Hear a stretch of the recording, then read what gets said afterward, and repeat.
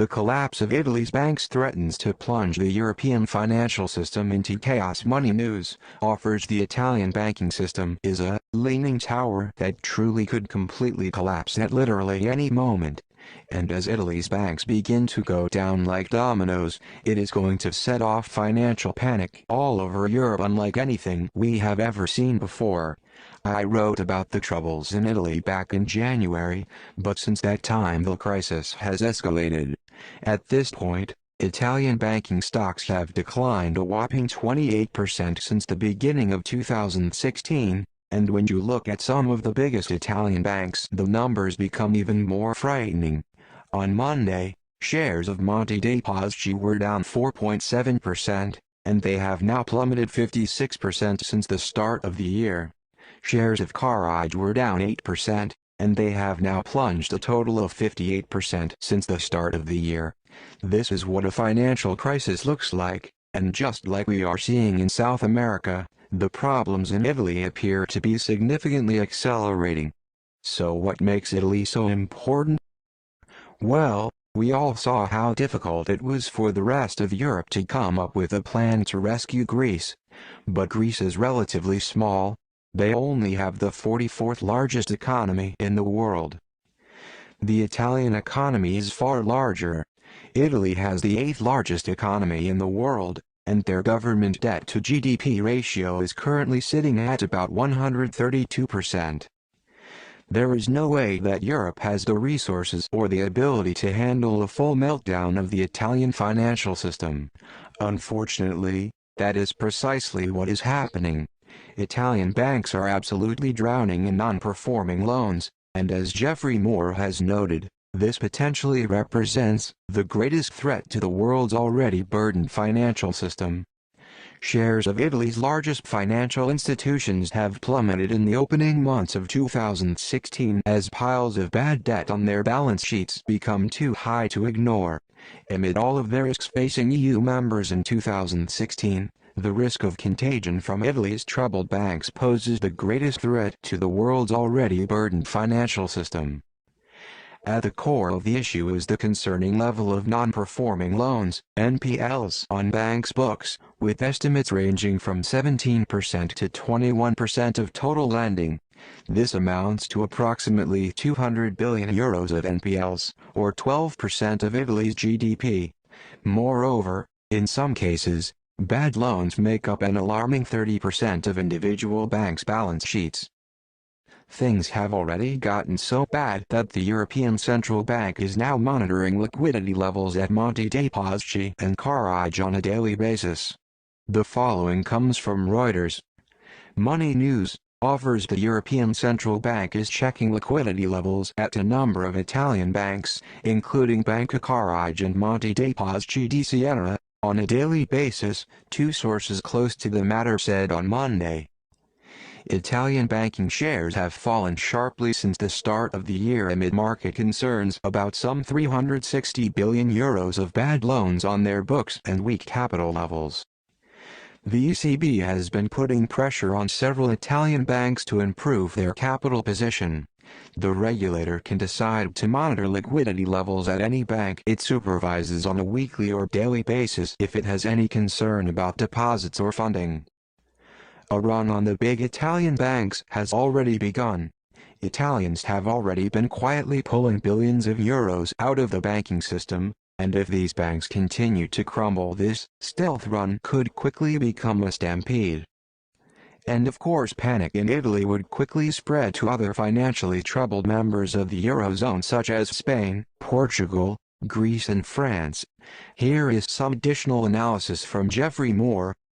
A deteriorating financial crisis in Italy could risk repercussions across the EU exponentially greater than those spurred by Greece. The ripple effects of market turmoil and the potential for dangerous precedents being set by EU authorities in panicked response to that turmoil could ignite yet more latent financial vulnerabilities in fragile EU members such as Spain and Portugal. Unfortunately, most Americans are completely blinded to what is going on in the rest of the world because stocks in the US have had a really good run for the past couple of weeks. Headlines are declaring that the risk of a new recession has passed and that the crisis is over.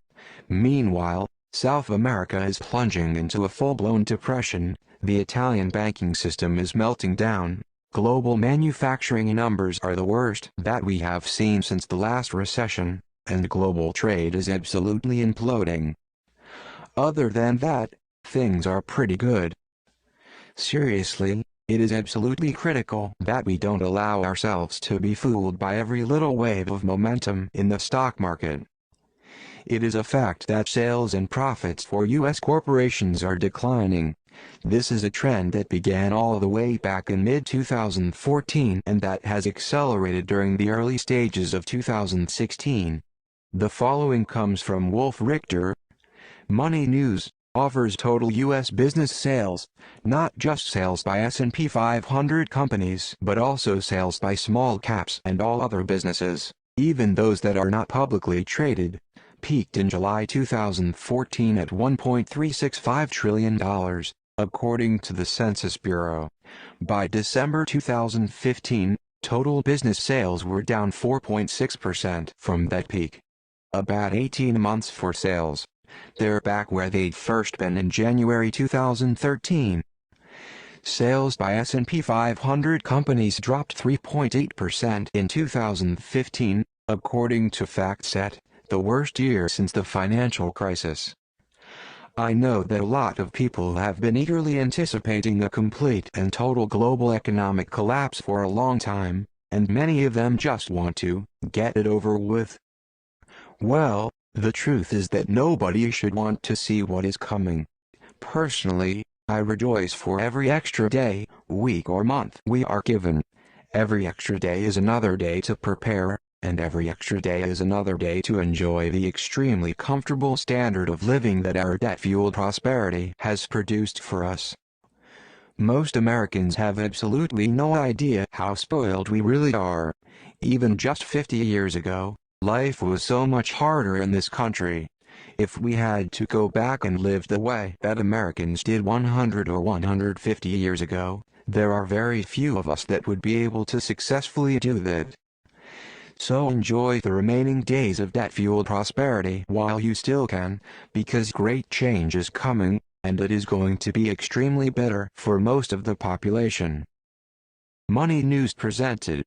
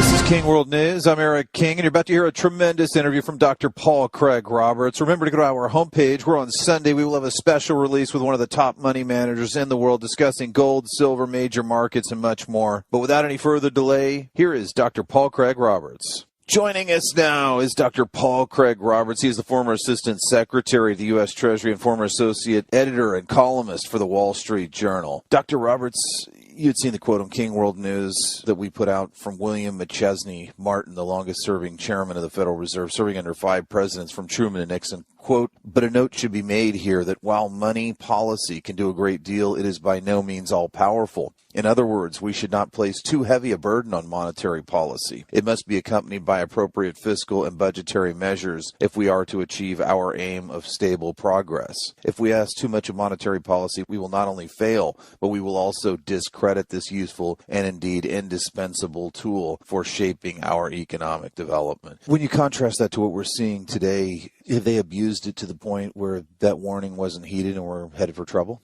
There's really no comparison between his time and our time today.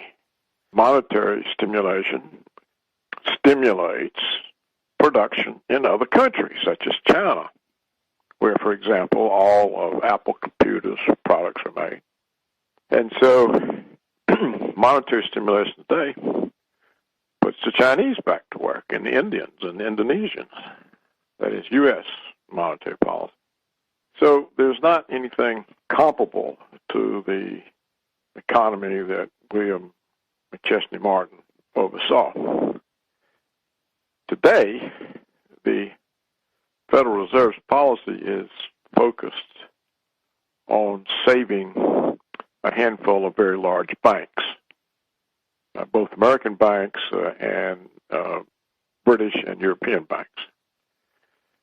These are very huge conglomerates that financial deregulation permitted to become such extraordinary concentration that they're just massive institutions. And the belief is that if one of them were to fail, the consequences would be that the entire financial system would fail. Let me ask you this. What do you expect for the balance of 2016? Well, I don't think the House of Cards will make it through the year. But I've been surprised so far because the Federal Reserve, in conjunction with the U.S. Treasury, no longer seems to be limited by what would have been considered proper policy, integrity. You know, the New York Fed has a trading desk that's as big as any in the world. They can trade anything, not just bonds, stocks, commodities, currencies. And since the Federal Reserve can create money at will, I mean, endless amounts, they can intervene in any markets and create whatever money they need to support those markets. And so as long as they have the impression of a good stock market and a good bond market, they can keep the impression going that we have a good economy, even though we have 23% unemployment. So as long as the Fed can support the financial markets and keep them from collapsing by its own interventions, then the sort of psychological impression that, well, the economy must be doing good and I must be out of work just because of my own fault. Nothing to do with policy. It's just I'm just not employable anymore, and that's just my problem because look how good the stock market's doing. And look how low the interest rates are. How can there be any inflation? When I go to the grocery store and find the prices are always higher, I must be dreaming. They couldn't really be higher because the government tells us inflation is 0. So as long as you can keep the image of a strong financial market, you can keep the image that the economy is prospering. As we've said before, the only real limit, in my opinion, on the Fed's ability to support financial markets through money creation is the value of the dollar. When Will the continued growth in the Federal Reserve's balance sheet cause all confidence in the dollar to be lost? Well, I would have thought it would happen before now, but the Federal Reserve has other methods. For example, it has the European Central Bank doing quantitative easing. It has the Bank of Japan doing quantitative easing. Well, that's the three big currencies, the yen, the euro, the dollar. If they're all printing, then there's no problem with the dollar losing value relative to the other big currencies. And if everybody's printing, it kind of forces all the little countries to do the same thing. Otherwise, their currencies become so valuable as people seek a stable currency that they can't sell anything. You have to remember, it was a few years ago, the Swiss government had to stop the rise in the Swiss franc that was resulting from American QE by stating that all further efforts of currencies to seek refuge in the Swiss franc would be met by printing more francs, and that they would not let the Swiss franc, go up any higher in value. So all the countries get forced into printing when the big currencies print. Moreover, as my colleague, or co-author, I should say, Dave Transler and I have shown repeatedly, the American regulatory authorities permit the bullion banks, the big New York banks that serve as Federal Reserve agents in the gold and silver markets, they are permitted to use uncovered shorts in the bullion future market to drive down the price of gold and silver and to prevent its rise. So if they can prevent gold rising in price in terms of dollars, then they are protecting the dollar from their policy, just as they protect the dollar from their policy by having the Japanese and Europeans print their own currencies. So the question is, what could happen that would cause the Federal Reserve to lose control of the ability to manage the value of the dollar? And if nothing can cause that, then the house of cards can be kept going forever. We'll have a 50% rate of unemployment and a stock market at 20,000. So the way the central bank now can manipulate markets and conduct policy for the benefit of the markets, not for the benefit of the employment or real incomes of the population. This means a failing and economy that's hollowing out, producing all kinds of social dislocation, hardship, can be presented as a success because stock prices are high, bond prices are high, interest rates are low. So I don't know what can cause them to lose control of the dollar.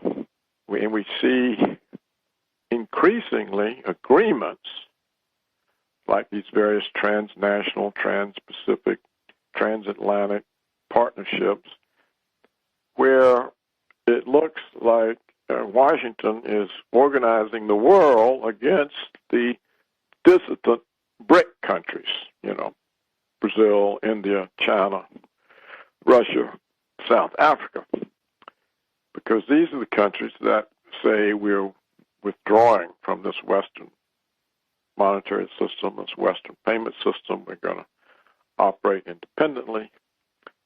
Well, I think Washington is doing its best to neutralize that independence, if it's successful, from having any adverse effects. But if there were a run on the dollar and there was massive dumping everywhere of dollars, and nobody outside of the United States, for example, would hold dollar-denominated assets, then the dollar would collapse, the Fed would lose control of policy. If the dollar collapses, American power goes with it. And so a dollar collapse would probably cause the Federal Reserve to let the banks go and raise interest rates substantially, hoping to encourage other countries to continue holding the dollar. Dr. Roberts, we're going to cover gold in just a minute, but right now King World News has a special running with BitGold where King World News listeners can earn a 5% deposit bonus up to $100. What that means is they can deposit $2,000 into their account and instantly be credited with $2,100 of gold. You can take advantage of the special offer by emailing alexander@bitgold.com. That's ALEXANDER@bitgold.com. BitGold is revolutionizing the world, and you can become part of that revolution by opening your account today at bitgold.com. Dr. Roberts, we've seen gold rally this year, and it's put in a good move to the upside. We're having a pullback, obviously, here on Friday, but your thoughts on gold and where it's headed from here? Well, Eric, people are buying gold continuously, but the price of gold is not determined in the market where they're buying it. It's determined in the paper futures market, and that market can be manipulated by the creation of paper futures contracts. So the way the whole market is set up is for manipulation of the price. What do we know? We know that the demand for bullion is very high, and it's been growing. There have been periods all during this time when both the Canadian and the U.S. mints have had to either suspend sale of 1-ounce coins or ration the coins because they can't get the bullion to print enough coins. So we have clearly high demand. We clearly have supply constraints. So how could the price be falling? It falls because of the paper manipulation. And we've talked about this before, and David Cranston and I have illustrated it over and over. We've shown the actual real-time manipulations, how all of a sudden the price would go, whoop, drops through the floor at 3 o'clock in the morning when nothing has happened to cause anybody to flee gold. We've shown this over and over and over. So there's no such thing as a pullback and a rally. There's a constant demand for gold that's been rising, and for silver, and it's apparently not always easy to meet when the Canadian and American mints have to call timeouts because they can't supply the coins, and yet the price falls. It's clearly manipulation. It's manipulation that's approved, if not initiated, by the authorities. I think I've told you before that I wrote a letter to the Commodity Futures Trading Corporation. I said, look, this is clear manipulation. There's no other explanation. If you have one, please tell me what it is. Why do you turn a blind eye to this illegality? I didn't get a reply. Former Assistant Secretary of the Treasury, I didn't get a reply. Not even an acknowledgement. So if the authorities are complicit in rigging markets, you can't expect anyone to know what the outcome of all this will be. And you have to ask yourself, why does the New York Fed have a trading desk that it allows it to intervene in any market? Currencies, commodities, stocks, bonds. You know, it's very easy. Suppose the stock market's trying to correct, and it's falling. All the Federal Reserve has to do is go in and buy Standard & Poor's futures. And that reverses the fall. And you have to keep in mind, there's no limit on the financial ability of the Federal Reserve. They can create endless amounts of dollars. So if you have the authorities committed to maintaining the image of a successful economy because of sustained stock and bond prices, then you've got a rigged economy. In closing, what is the great danger facing the world today? Nuclear war, because the neoconservative drive for world hegemony, which of course is supported by the big banks because they have a drive for world financial hegemony. It's supported by the military security complex because it's good for their profits, power. It's supported by the oil companies because it's good for their dominance. So if you have this drive for world hegemony and you're confronted with Russia and China, Iran on a regional basis, and Syria, and you can't exercise this hegemony because these countries are in the way, then you focus on destabilizing those countries. That's what all the trouble in Syria is about. That's what all of the setup of Iran for attack was about. You may remember, weapons, nuclear weapons in Iran, nuclear weapons. All this was to set them up for attack, just as Syria was set up. And of course, the Russians and Chinese have stepped in to prevent that because they finally caught on, but they were next. Well, if you're going to try to destabilize Russia and China, as we're trying to do, that's what the Ukraine coup was about. You know, we organized the coup in Ukraine and threw out the elected government and stuck in our puppets and began having them attack the Russian provinces of Ukraine, resulting in them leaving and one of them reuniting with Russia, Crimea. If you're going to go to the length of trying to destabilize Russia and China, here you're dealing with very powerful countries, with powerful militaries, with powerful nuclear forces.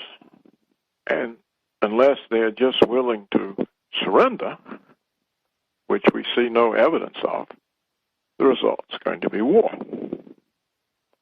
Because what we're telling them is, we will not accept the existence of any country that has an independent foreign policy. So you can give up your independent foreign policy and follow our lead, or we're coming after you. We're going to stay after you. That's the message we keep giving them over and over and over. And they've got the message. And so what do we see? We see them both into massive modernizations of all their nuclear forces. We see developments of all kinds of new weapon systems. Indeed, now the Russian weapon systems are superior to ours. We see the Chinese developing missiles that neutralize aircraft carriers, making them our aircraft carriers now are as obsolete as our battleships were in World War II. So all of this is war. And there are no winners from nuclear war. You have to remember that the atomic bombs we dropped on Japan, these are minuscule compared to hydrogen bombs. And nuclear warhead today is something like 17,000 times more powerful than the atomic bombs we dropped on Japan. So it only takes a few of them, and there's nobody left. And we have all these war games and all this gaming for how to win a nuclear war. And you get people who start believing that they can win one.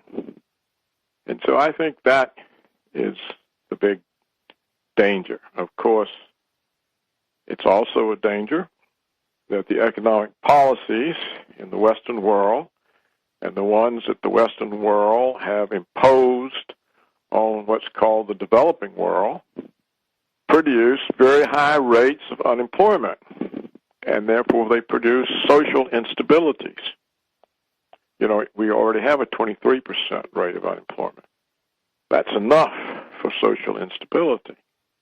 If, as many expect, the U.S. economy has never recovered from the 2008 downturn and is about to turn down again, that 23% rate is going to go up. So we're also faced with the fact that the focus of Western economic policy, which is entirely on saving the big banks, can result in massive social instability.